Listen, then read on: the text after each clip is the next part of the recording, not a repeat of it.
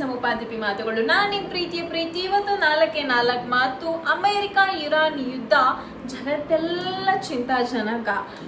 ದುಡುಮ್ ಅಂತೇಳಿ ಬಾಂಬ್ ಹಾಕೊಂಡು ಅಮೆರಿಕ ನಾನೇ ಅಧಿಪತಿ ಅಂತ ಒಂದು ಹೆಜ್ಜೆ ಮುಂದೆ, ಇನ್ನು ನಾನೇ ಅದಿ ಕಮ್ಮಿ ಅಂತ ಇರಾನು ಅಮೆರಿಕ ಸಪೋರ್ಟೆಡ್ ದೇಶದ ಮೇಲೆಲ್ಲ ಬಲ ಪ್ರಯೋಗ. ಇರಾನ್ ಗಂಡು ಮಕ್ಕಳಿಗೆಲ್ಲ ನಮ್ಮ ದೇಶದ ಸ್ವಾಭಿಮಾನ ಉಳಿಸ್ಬೇಕನ್ನೋ ಚಿಂತೆ, ಇನ್ನು ಹೆಣ್ಮಕ್ಕಳೆಲ್ಲ ನೋ ಹಿಜಾಬ್ ಅಂತೇಳಿ ಜಿಂಗಾಲಾಲಿ ಕೊಯ್ಯ ಅಂತ ಅಳ್ತಿರೋ ಸಣ್ಣ ಹುಡುಗರೆಲ್ಲ ನೋವಾರ ಅಂತ ಹೇಳ್ಕೊಂಡು ಅವ್ರದ್ದು ಓನ್ ದೊಡ್ಡಗಳು. ಇನ್ನು ಅಕ್ಕಪಕ್ಕದ ನೆರೆಹೊರೆ ರಾಷ್ಟ್ರಗಳಿಗೆಲ್ಲ ಯಾಕೆ ಬೇಕಿತ್ತು ಮಾಡ್ಬು ಸಬ್ರಿ ಯುದ್ಧ ಇವಾಗ ಅನ್ನೋ ಚಿಂತೆ. ಇನ್ನು ಅದ್ರ ಕೇಳ್ತೀರ ನಮ್ಮ ಭಾರತದವ್ರಿಗೆ ಪೈಲಾನ GST ಕಟ್ಟಿ ಸಾಕಾಗ್ಯದ. ಅದ್ರ ಬೇರೆ ಯುದ್ಧ ಮಾಡಿ ಮತ್ತೊಬ್ಬ ಪೆಟ್ರೋಲ್ ರೇಟ್ ಜಾಸ್ತಿ ಮಾಡಿದ್ರೆ ಹೆಂಗ್ ಮಾರಯ್ಯ ಜೀವನ ಮಾಡೋದು ಅನ್ನೋದು ಒಂದು ದೊಡ್ಡ ಚಿಂತೆ ನಮಗೆಲ್ಲ. ಸೊ ಅಷ್ಟೆಲ್ಲ ಇರ್ಬೇಕಾದ್ರೆ ನೀವೇ ಹೇಳ್ರಿ, ಯುದ್ಧ ಬೇಕಿತ್ತ ಅಥವಾ ಯಾಕೆ ಸ್ಟಾರ್ಟ್ ಆಯ್ತು, ಹೆಂಗ್ ಸ್ಟಾರ್ಟ್ ಆಯ್ತು, ಇದರ ರೀಸನ್ ಏನು ಇಂಟೆನ್ಷನ್ಗೋಸ್ಕರ ಮಾಡ್ತೀರ ಅಂತೇಳಿ ಎಲ್ರಿಗೂ ಒಂದು ದೊಡ್ಡ ಕ್ವಶನ್ ಆದ. ಇದರಿಂದ ಯಾರಿಗೆ ಲಾಭ ಆದ, ಯಾರಿಗೆ ನಷ್ಟ ಆದ, ಯಾರಿಗೆ ಎಷ್ಟು ಲಾಸ್ ಇದೆ. ಮಾಡ್ತಿರೋದು ಏನೋ 2 ರಾಷ್ಟ್ರ, ಬಟ್ ಅದರಿಂದ ಎಷ್ಟು ಕಂಟ್ರೀಸ್ಗೆಲ್ಲ ಎಫೆಕ್ಟ್ ಆಗ್ತಿದಾವ, ಯಾರ ಜನಜೀವನ ಮೇಲೆ ಹೆಂಗೆ ಪರಿಣಾಮ ಬೀರ್ತದ ಅಂತ ಹೇಳಿ ತುಂಬ ಕ್ವಶನ್ಸ್ ಎಲ್ಲ ರೈಸ್ ಆಗ್ತಾವ. ಬಟ್ ಈ ಯುದ್ಧದ ಪರಿಣಾಮ ಹೆಂಗದ ಅಂತಂದ್ರೆ ಸಿಕ್ಕಾಪಟ್ಟಿ ಇರಾನ್ ಎಲ್ಲ ನಮ್ಗೆ ಗೊತ್ತಲ್ವ, ಇಲ್ಲಿ ಪೆಟ್ರೋಲಿಗೆಲ್ಲ ಆಗೋದು ಫೇಮಸ್ ಅಂದರೆ ಪ್ರೊಡಕ್ಷನ್ ಆಗೋದೇ ಅಲ್ಲಿಂದ ನಾವು ತೊಗೊಂಡು ನಾವೆಲ್ಲ ಯುಟಿಲೈಸ್ ಮಾಡ್ಕೋತೀವಿ ಅಂತ ಹೇಳಿ.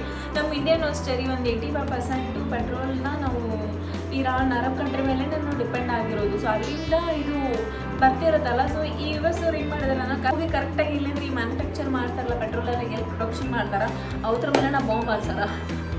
ಈ ಕೆಲಾಡೋದಾರಲ್ಲ ಇವರು ಕರೆಕ್ಟಾಗಿ ಅವ್ರದ್ದೊಂದು main source income of the nation ಅಂತ ಹೇಳ್ತೀವಲ್ಲ ಅದೇ ಡಿಪೆಂಡ್ ಆಗಿರ್ತಾರೋ ಅನ್ನೋದ್ರ ಮೇಲೆ ಜಾಸ್ತಿ ಅದೇ ಇನ್ಕಮ್ ಕೊಡ್ತಿರೋದು. ಅದ್ರ ಮೇಲೆ ಪ್ಲ್ಯಾನ್ ಮಾಡ್ಕೊಂಡು ನಮ್ಮ ಮನಿಸ್ಬಿಟ್ಟಾರ ಅಮೇರಿಕಾದವ್ರಂತೂ.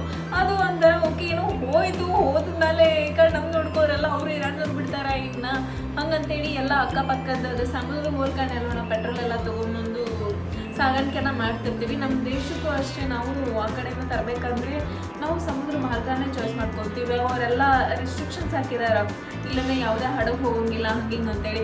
ಇದರಿಂದ ನಮ್ಮ ಎಕಾನಮಿ ಮೇಲೆ ತುಂಬ ಡಿಪೆಂಡೆನ್ಸಿ ಆಗ್ಲಿಕ್ಕದ. ಇವಾಗ ಪೆಟ್ರೋಲ್ ರೇಟ್ ಇಮಿಡಿಯೇಟಾಗಿ ಜಾಸ್ತಿ ಆದರೆ ಏನು ಮಾಡೋದು, ಹಂಗೆಲ್ಲ ಅದೇ ವೇ ಒಳಗೆ ನಾವು ತುಂಬ ನಮ್ಮ ಕಡೆಯಿಂದ ಏನಾದರೂ ರಫ್ತಾಮದ ಮಾಡ್ತಾನೆ ಇರ್ತೀವಲ್ಲ.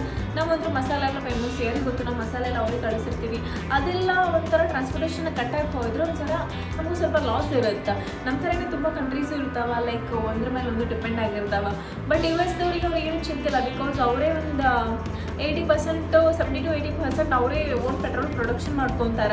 ಸೊ ಅವ್ರಿಗೆ they don't have any problem, like okay I'm good in all the way, I'm doing everything what ever it's needed for my country, I'm doing everything ಅಂತ ಹೇಳಿ ಅವರು ಯಾರು ಬೇಕಂದ್ರೆ ಅವರು ಇದಾಗ ಹೊಡ್ಕೊಂಡು ಹೋಗ್ತಿದ್ದಾರೆ. ಇದ್ರೊಳಗೆ ನಂಗೆ ಇಂಟ್ರೆಸ್ಟಿಂಗ್ ಅನ್ಸೋದು ಸೈಬರ್ ಅಟ್ಯಾಕ್. ಈ ಸೈಬರ್ ಅಟ್ಯಾಕ್ ಒಳಗೆ US ಅವರು ಇರಾನದೆಲ್ಲ ನೆಟ್ವರ್ಕ್ನ ಡೌನ್ ಮಾಡಿ ಅಲ್ಲಿ ಇರಾನ್ದೊಳಗಿರೋಂಥ ಪ್ರೊಟೆಸ್ಟರ್ಸ್ ಫೋಟೋನ ಈ TV ಒಳಗೆಲ್ಲ ಹಾಕಿದ್ರಂತ.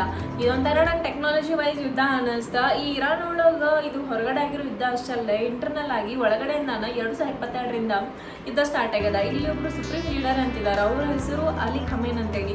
ಇವರು ಮಾಡಿರುವಂಥ ಒಂದು ರೆಗ್ಯುಲೇಷನ್ಸು ಅಥವಾ ರೂಲ್ಸ್ ಎಲ್ಲ ಇದಾವಲ್ಲ, ಅಲ್ಲಿ ಇರುವಂಥ ಜನರಿಗೆ ಅದು ರಿಸ್ಟ್ರಿಕ್ಷನ್ಸ್ ಅನ್ಸದ.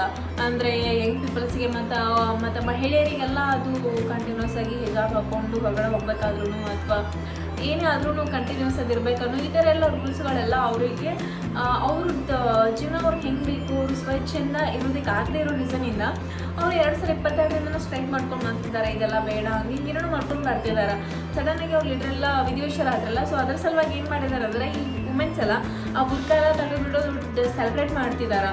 ಇದು ಇನ್ನೂ ಒಂದು ಕಡೆ ಆದರೆ ಇನ್ನು ಕೇಳ್ತೀರಾ, ಇನ್ನು ಪಾಪ ಸಣ್ಣ ಹುಡುಗರಿಗೆಲ್ಲ ಪಾಪ ಅವ್ರಿಗೇನು ತಿಳಿಯಂಗಿಲ್ಲ. ಈ ಆಗ್ತಿರೋ ಯುದ್ಧ ಸಲುವಾಗಿ ಇವರೆಲ್ಲ ಫುಲ್ ಹೆದರ್ಕೊಂಡ್ಬಿಟ್ಟಿದ್ದಾರೆ. ಯುದ್ಧ ಬೇಡ ಅಂತ ಹೇಳ್ತಿದ್ದಾರೆ. ನಮ್ಮ ದೇಶದವ್ರು ಇಷ್ಟಕೊಂಡು ಜನ ಅಲ್ಲಿ ಹೋಗಿ ಕೆಲಸ ಮಾಡ್ತಿರೋಂಥವ್ರು ಅಲ್ಲೇ ಸಿಕ್ಕಾಕೊಂಡಿದ್ದಾರೆ. ಅವ್ರನ್ನೆಲ್ಲ ವಾಪಸ್ ನಾವು ಕರ್ಕೊಂಡು ಬರಬೇಕು, ಇದೆಲ್ಲ ಪೀಸ್ ಆಗಬೇಕು. ಇದೇನೋ ಇವಾಗ ಸದ್ಯಕ್ಕೆ 2 ದೇಶಗಳ ನಡುವೆ ಅಷ್ಟೇ ಇದೆ. ಇದು ಇಲ್ಲಿಗೆ ಎಂಟಾದರೆ ಎಲ್ಲ ಜಗತ್ತೇ ಆರಾಮಾಗಿರುತ್ತೆ. ಆಲ್ರೆಡಿ ನಾವೆಲ್ಲ ಮರಗಡೆ ಎಲ್ಲ ಕಡ್ದು ಆಲ್ರೆಡಿ ಹಳ್ಳ ಇಡಿಸಿವಿ. ಆದರೆ ಮತ್ತೆ ವಾಪಸ್ ಬಾಂಬು ಅದು ಇದು ಇನ್ನೂ ಪೊಲ್ಯೂಷನ್ ಜಾಸ್ತಿ ಮಾಡಿ ಹೋಗ್ಲಿ. ಇನ್ನೊಂದು 5 ವರ್ಷ ಬದುಕ್ತಿರೋದು ನಮ್ಮ ಮುಂದೆ ಬದುಕ್ತಿರ್ತೀವಿ. ಭೂಮಿ ಇನ್ನೊಂದು 5 ವರ್ಷ ಆರಾಮಾಗಿ ನಾವು ಕರ್ಕೊಂಡು ಹೋಗೋದು ಅನ್ನೋ ಪರಿಸ್ಥಿತಿ ಒಳಗಿದ್ದೀವಿ.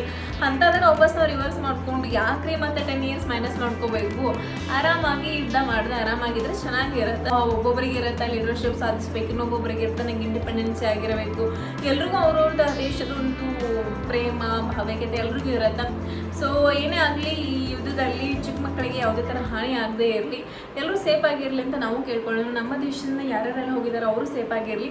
ಮತ್ತು ನಾಳೆ ಇದೇ ಟೈಮ್ ಸಿಗೋಣ. ಅಲ್ಲಿವರೆಗೂ ಬಾಯ್ ಬಾಯ್.